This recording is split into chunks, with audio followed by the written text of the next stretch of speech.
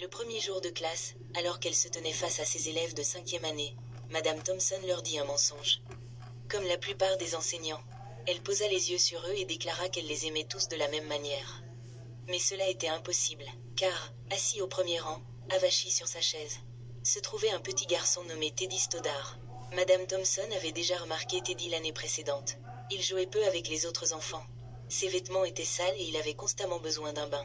De plus, son comportement était parfois désagréable.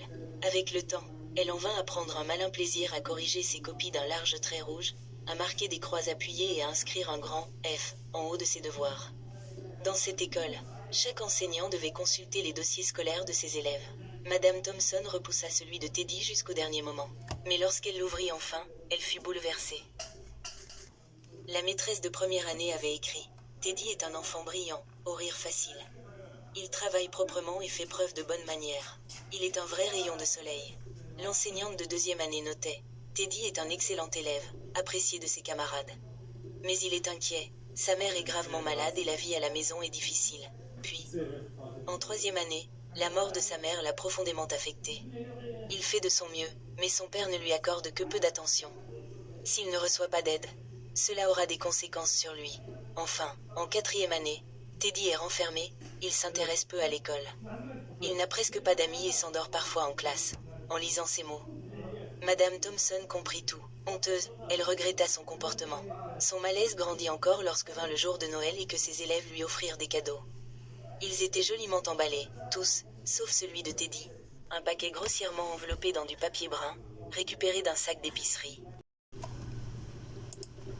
Elle prit soin de l'ouvrir au milieu des autres présents. Certains élèves éclatèrent de rire en découvrant un bracelet en strass auquel il manquait plusieurs pierres, ainsi qu'un flacon de parfum presque vide.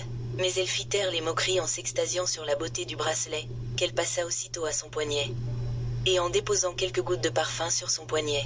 Ce jour-là, Teddy resta après la classe juste assez longtemps pour lui murmurer « Madame Thompson, aujourd'hui, vous sentez comme ma maman. » Lorsqu'il fut parti, elle pleura pendant 1 heure.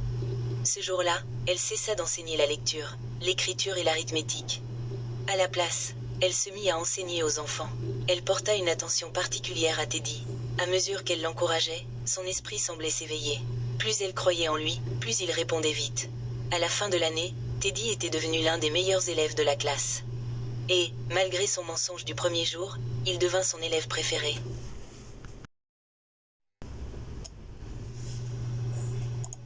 L'année suivante, Madame Thompson trouva un mot glissé sous sa porte.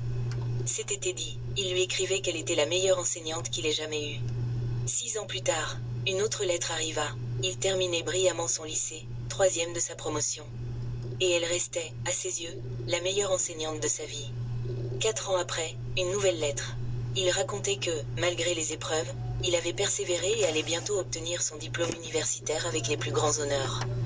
Il lui réaffirmait qu'elle était toujours son professeur préféré. Encore 4 années passèrent. Une autre lettre arriva. Cette fois, il lui annonçait qu'après son baccalauréat, il avait décidé d'aller plus loin. Il signait désormais « Docteur Theodore F. Stoddard, MD », mais l'histoire ne s'arrête pas là. Un printemps, Madame Thompson reçut une dernière lettre. Teddy lui écrivait qu'il avait rencontré une femme et qu'il allait se marier. Son père étant décédé quelques années plus tôt, il espérait qu'elle accepterait de s'asseoir à la place traditionnellement réservée à la mère du marié. Bien sûr, elle accepta. Et devinez quoi? Ce jour-là, elle porta le bracelet, celui aux pierres manquantes, et elle prit soin de mettre le parfum que Teddy avait reconnu autrefois, ce dernier Noël avec sa mère. Lorsqu'ils se retrouvèrent, ils s'étreignirent longuement. Docteur Stoddard lui murmura à l'oreille « Merci, Madame Thompson, d'avoir cru en moi. Merci de m'avoir fait me sentir important et de m'avoir montré que je pouvais faire une différence. » Les larmes aux yeux, elle lui répondit doucement « Teddy, tu te trompes. C'est toi qui m'as appris que je pouvais faire une différence. Avant toi, je ne savais pas vraiment enseigner. Parfois, un simple geste peut illuminer une vie. Aujourd'hui, soyez ce rayon de lumière pour quelqu'un. Un sourire, un mot, un encouragement. Cela s'appelle la bienveillance. Et qui sait, peut-être changerez-vous le destin de quelqu'un. »